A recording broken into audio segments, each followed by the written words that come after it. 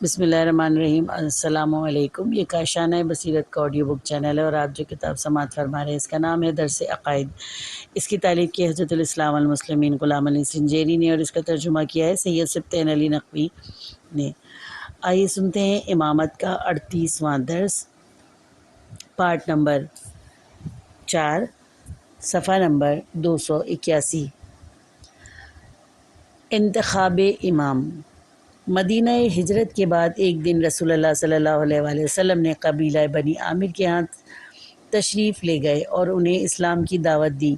ان میں سے ایک شخص نے رسول اللہ صلی اللہ علیہ وآلہ وسلم سے کہا، اگر ہم تمہاری پیروی کریں اور تم اپنے مخالفین پر کامیابی حاصل کر لو تو کیا یہ امر خلافت و حکومت تمہارے بعد ہم تک پہنچے گا؟ پیغمبر صلی اللہ علیہ وآلہ وسلم نے فرمایا، یہ امر خدا کے ہاتھ میں ہے اور وہی اسے جہاں چاہے گا قرار دے گا۔ تاریخ اسلام ذہبی جلد اول صفحہ نمبر 286۔ اہداف درس۔ انتخاب امام کے سلسلے میں اہم نظریات سے آشنائی۔ انتخاب امام کے حوالے سے اہل سنت کا نظریہ انتخاب امام من جانب اللہ پر شیعہ حضرات کی عقلی و نقلی دلائل۔ اس درس میں ہم اس سوال کا جواب دینے کی کوشش کریں گے کہ امام کا انتخاب کیسے ہوتا ہے اور شیعہ اور سنی حضرات کے درمیان اس وجہ سے کہ وہ وظائف اور صفات امام میں اختلاف رکھتے ہیں۔ انتخاب امام کے سلسلے میں بھی اختلاف موجود ہے اور اس لیے اس سوال کا جواب دونوں کے یہاں مختلف ہے۔ انتخاب امام کے سلسلے میں اہم نظریات۔ اہل سنت کا نظریہ اور انتخاب امام۔ علماء اہل سنت کے ہاں انتخاب امام کے طریقے پر اتفاق نظر نہیں پایا جاتا، البتہ ان میں سے اکثریت کا کہنا یہ ہے کہ نص سے رسول صلی اللہ علیہ وسلم یا امام قبل کے علاوہ بیعت اہل حل و عقد اور قہر آمیز غلبے سے بھی امام کا تعین کیا ہو سکتا ہے۔ دوسرے لفظوں میں اکثر متکلمین اہل سنت کے مطابق امام درج ذیل راہوں میں سے کسی ایک کے ذریعے منتخب ہو سکتا ہے۔ نمبر 1، رسول اللہ صلی اللہ علیہ وآلہ وسلم یا خلیفہ قبل کے ذریعے سے انتخاب۔ خدا اور رسول یا رسول کے کسی اور خلیفہ جو کہ بعد رسول امام رہا ہو کے ذریعے سے کسی ایک شخص کو مسلمان کے پیشوا کے عنوان سے تعین کیا گیا ہو، جیسے کہ عمر خطاب ابوبکر کے توسط سے خلافت تک پہنچے۔ نمبر 2، اہل حل و عقد کے توسط سے تعین کرنا۔ اہل حل و عقد یعنی کہ بزرگان اور اجتماعی شخصیات کا ایک گروہ اگر کسی شخص کی امامت کو قبول کر لے، البتہ یہ ذہن میں رہے کہ اس گروہ کی تعداد مشخص نہیں، اور اگر ایک شخص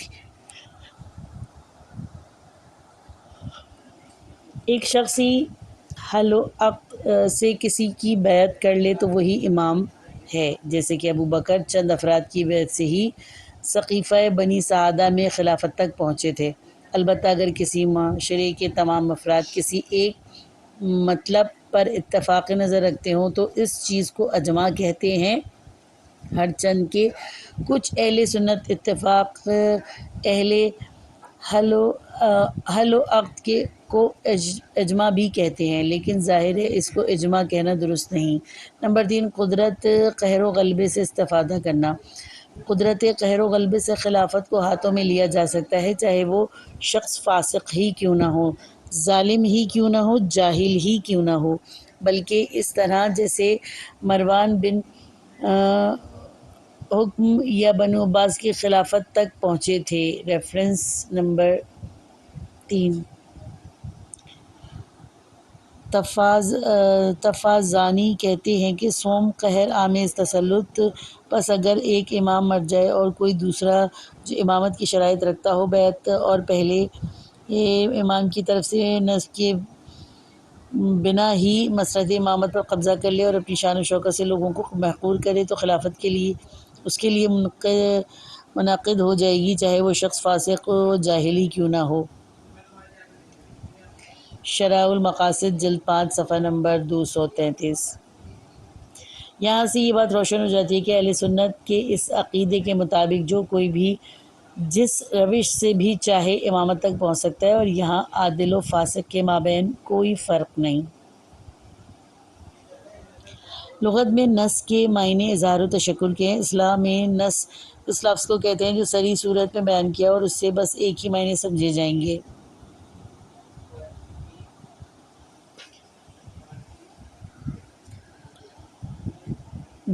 انتخاب امام کے سلسلے میں اہل تشیع کا نظریہ شیعہ حضرات کے عقیدے کے مطابق امام کا انتخاب کا واحد رستہ نسخ ہے، اور اس کے علاوہ کوئی دوسرا طریقہ چندہ اہمیت و وقت نہیں رکھتا۔ دوسرے لفظوں میں شیعوں کا یہ عقیدہ فقط خدا ہی کے ہاتھ ہے جو امام کو منتخب کر سکتا ہے، اور انسانوں کو اس معاملے میں دخل اندازی کا کوئی حق نہیں۔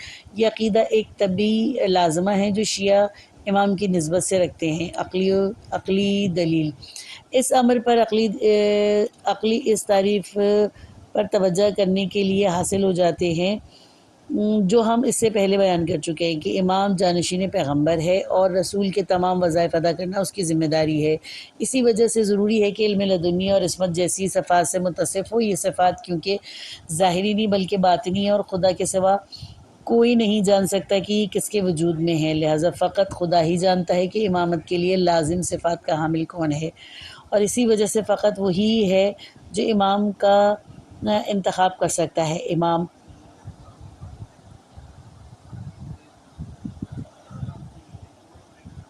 علی رضا علیہ السلام اس مطلب کی توضیح اس طرح بیان فرماتے ہیں: بے شک امامت ایک مقام والا ہے،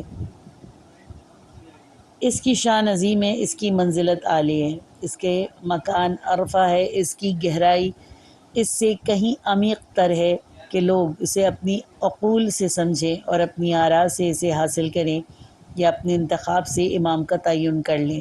ریفرنس نمبر 1 اصول کافی جلد اول صفحہ نمبر 198۔ اس کے علاوہ ہم پہلے ہی توضیح پیش کر چکے ہیں کہ امام کے وظائف میں سے ایک حکومت کرنا، نیز فقط وہی کسی چیز پر حکومت کر سکتا ہے جو اس کا مالک ہو۔ اس جہان کا مالک خدا ہے اور وہی اس پر حکومت کرنے کا حق رکھتا ہے، اور وہی ہے جسے حق ہے کہ اس مقام کے لیے کسی کو بھی منتخب کرے۔ دلائل نقلی مندرجہ بالا عقلی دلائل کے علاوہ قرآن میں کئی آیات میں اس مطالب پر دلائل موجود ہیں جو یہ کہتی ہیں کہ انتخاب امام فقط خدا کا حق ہے۔ مندرجہ ذیل آیات میں سے اس امر کی کھل کے وضاحت کی گئی ہے۔ ترجمہ: اور اس وقت کو یاد کرو جب ابراہیم کے رب نے اس کا کچھ کلمات کے ذریعے امتحان لیا تو وہ اس میں کامیاب رہا، تو خدا نے کہا میں تمہیں انسانوں کا امام بنا رہا ہوں۔ ابراہیم نے کہا میری ذریت میں سے بھی کسی کو یہ عہدہ ملے گا۔ خدا نے کہا یہ منصب ظالموں کو نہیں پہنچے گا۔ سورہ بقرہ آیت نمبر 124۔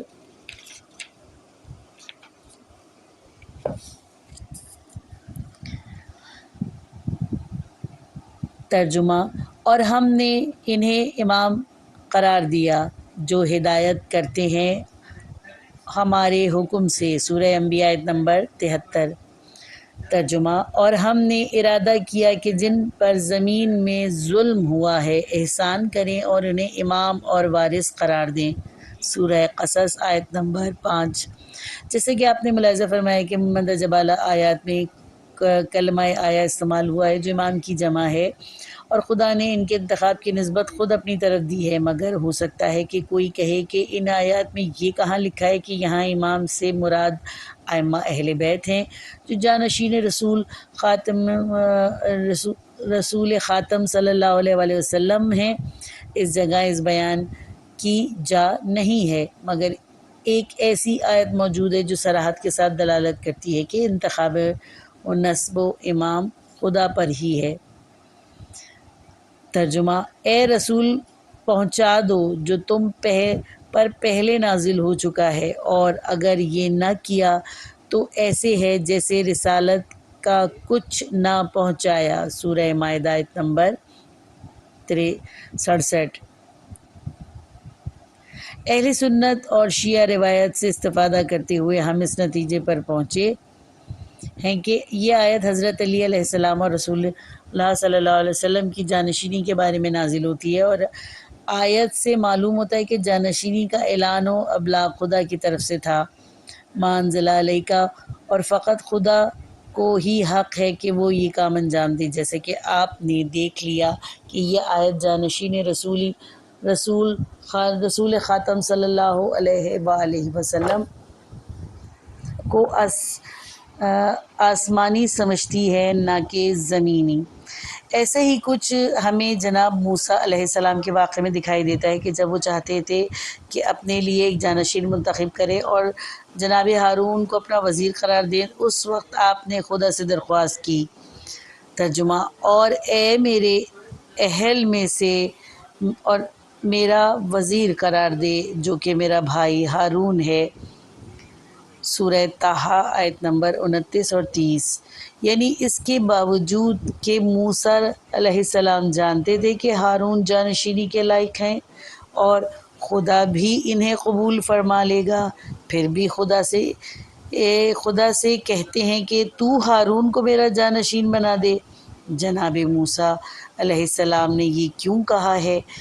اس لیے کیونکہ نبی کی جانشینی کا منصب خدا کے ہاتھ میں ہے۔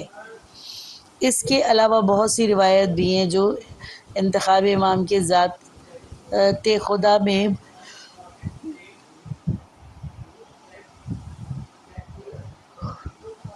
منحصر ہونے کی طرف اشارہ کیا گیا ہے۔ رسول اللہ صلی اللہ علیہ وآلہ وسلم نے اپنی رحلت سے پہلے ہر جگہ امام علیہ السلام کو بعنوان رہبر و امام مسلمین تعارف کروایا ہے۔ اس بارے میں بحث ہم آئندہ درس میں پیش کریں گے۔ کچھ اور بھی جانیے۔ Reference number 1۔ کچھ اور بھی جانی میں بیان کیے گئے مطالب بحث امامت میں معترضہ کے عقائد پر ناظر ہیں۔ اس مکتب کے اہم اعتقادی مطالب ان کتاب میں ذکر کیے گئے ہیں۔ نمبر 1، یوسف بن عبداللہ عبد البر جامع البیان علم الفضل، اہم ابن حمام کمال الدین محمد بن عبد الواحد مساریرتافی علم الکلام۔ امام کا نصب کرنا کسی کی ذمہ داری ہے؟ کس کی ذمہ داری ہے امام کا نصب کرنا؟ کس کی ذمہ داری ہے؟ عقلی مباحث کے ذریعے سے یہ ثابت کیا جا سکتا ہے کہ امام کا نصب کرنا کس کی ذمہ داری ہے۔ رسول اللہ صلی اللہ علیہ وسلم کی وفات کے بعد جہاں اسلام میں سے کچھ ایسے معاملات پیش آئے جو مسئلہ امامت سے مسلمانوں کے دو گروہوں میں بٹنے کے باعث بنے، ان میں سے ایک نصب و انتخاب امام کو فقط خدا اور اس کے رسول صلی اللہ علیہ وسلم سے خاص جانتے ہیں، اور دوسرے اسے انسانوں کی ذمہ داری سمجھتے ہیں۔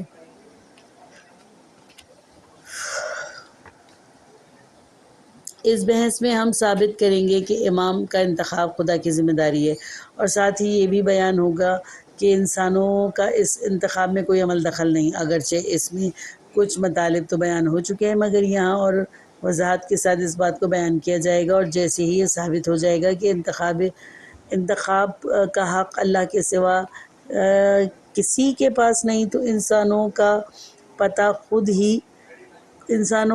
خود ہی کٹ جائے گا۔ یعنی ممکن ہے کہ کوئی کہے کہ امام کو خدا انتخاب کرتا ہے اور اپنے رسول صلی اللہ علیہ وسلم کے ذریعے سے اس کا تعارف کراتا ہے، مگر ساتھ ہی یہ بھی ہو سکتا ہے کہ لوگ جانشین پیغمبر کا انتخاب کریں۔ ان کے لیے جواب آئندہ آنے والی سطور میں ملاحظہ کریے گا۔ نصب امام از جانب خدا، اس بارے میں دلائل درج ذیل ہیں۔ نمبر 1، صفات امام کی تشخیص فقط خدا دے سکتا ہے۔ صفات و خصوصیات امام باطنی ہیں اور انسان کے باطن سے آگاہ فقط خدا ہی ہوتا ہے۔ عصمت، علم، شجاعت، ایسی صفات ہیں کہ ظاہراً معلوم نہیں ہوتی اور فقط خدا ہی جو ہے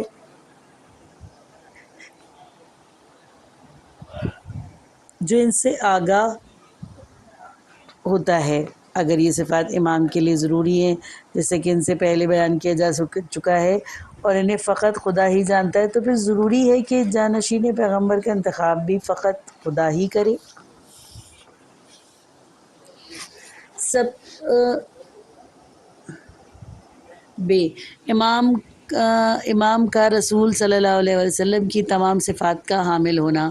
ہم پہلے بیان کر چکے ہیں کہ امام میں بجز دریافت وحی کے رسول کی تمام صفات ہوتی ہیں، بس جس طرح نسب رسول خدا کی ذمہ داری ہے اور انسانوں کو اس میں کسی قسم کا دخل اندازی کی اجازت نہیں، ایسے ہی امام کا نسب و انتخاب بھی خدا کی ذمہ داری ہے اور کسی انسان کو اس میں دخالت کی جا نہیں۔ امامت ایک تخصوصی امر ہے۔ امامت ایک تخصوصی امر ہے اور امور تخصوصیہ میں ہر کوئی نظر دینے کی اہلیت نہیں رکھتا، لہذا انسان اس قابل نہیں کہ اپنی رائے سے کسی کو بھی معین کر لے، جیسے کہ پائلٹ کا انتخاب۔ ہر کسی کو ناقص کا کام نہیں ہوتا، کیونکہ یہ ایک تخصوصی امر ہے، لہذا عام لوگوں کی دسترس سے دور ہے۔ یہاں پر مثال فقط تقریب ذہن کے لیے دی گئی ہے، اس سے کوئی مطلب نہ لے کہ کچھ انسان تو ہوتے ہیں جو پائلٹ کو چن سکتے ہیں۔ ایسے ہی تعین امام بھی انسانوں کی دسترس سے خارج ہے اور ضروری ہے کہ امام کو امام شناس ہی معین کرے اور وہ خدا کے سوا اور کوئی نہیں۔ نسب امام کے حوالے سے انسانوں کی عدم قابلیت پر دلائل۔ الف انسانوں کی صفات امام سے لا علم ہونا۔ انسان امام کی صفات کو نہیں پہچانتے کیونکہ یہ صفات باطنی ہے اور انسان کسی دوسرے کی باطنی صفات کے بارے میں نہیں جان سکتے۔ بے انسانوں سے غلطی سرزد ہونے کا امکان ہے۔ انسانوں سے غلطی سرزد ہونے کا امکان ہر وقت موجود رہتا ہے، یہاں تک کہ اگر ان کی تعداد بہت زیادہ ہو تب بھی، اور اس کی وجہ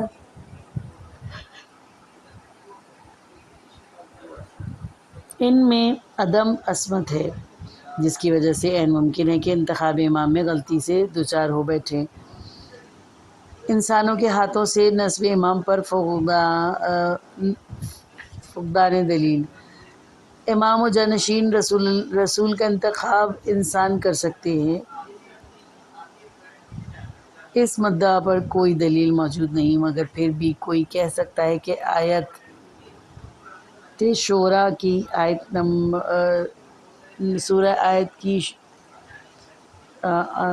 شورى کی آیت نمبر 38 سے یہ بات ثابت ہوتی ہے کہ انسانوں کو بھی انتخاب امام کا حق ہے۔ آیت شورى کا جواب۔ اس کے جواب میں چند نکتوں کی جانب اشارہ کریں گے۔ الف امر امامت کا مشورتی نہ ہونا۔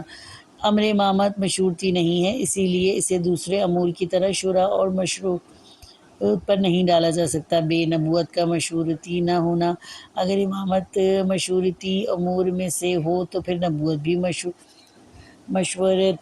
مشورتی امور میں سے ہو سکتی ہے، جبکہ کوئی ایک شخص بھی نبوت کو مشورتی نہیں سمجھتا، چونکہ آیتاً متعلقاً مشورت کو مفید سمجھتی ہے۔ اگر کوئی اس کے متعلق اطلاعات میں امامت کو بھی داخل کرنا چاہے تو ضروری ہے کہ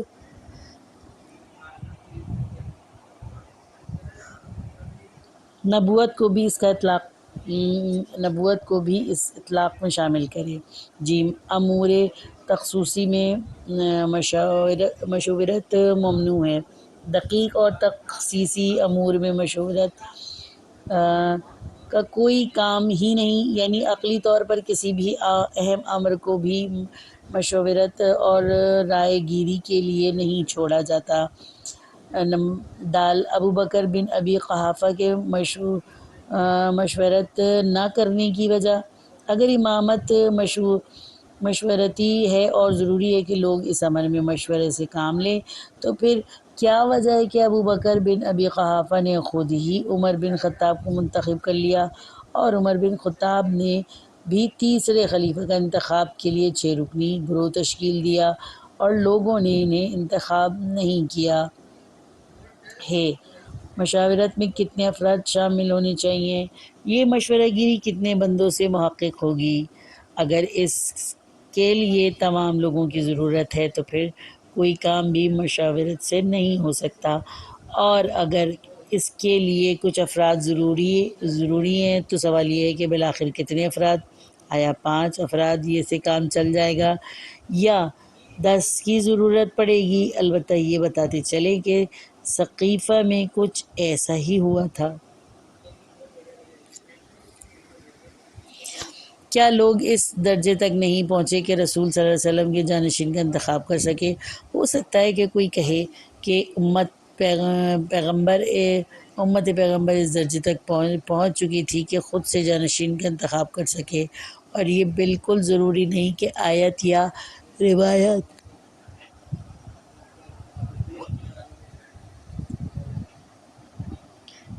ہی اس امر کی بابت کلام کرے کہ انسان جانشین پیغمبر کا انتخاب کر سکے۔ اس کے جواب میں ہم کہیں گے کہ لوگوں کا معصوم نہ ہونا، یا تو یہ لوگ درجہ عصمت تک پہنچ چکے تھے یا نہیں۔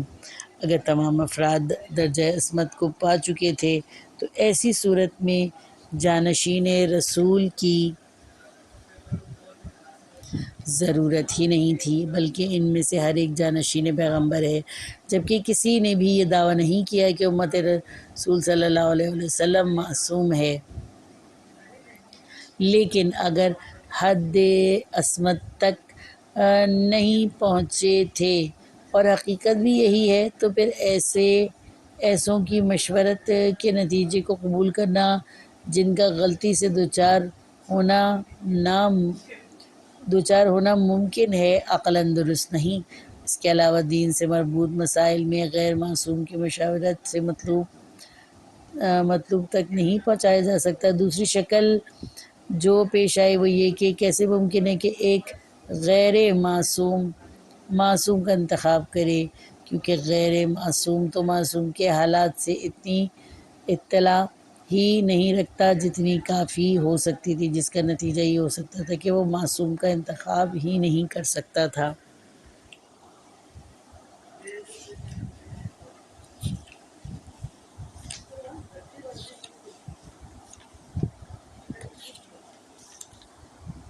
48ویں درس کا یہ حصہ ختم ہوا،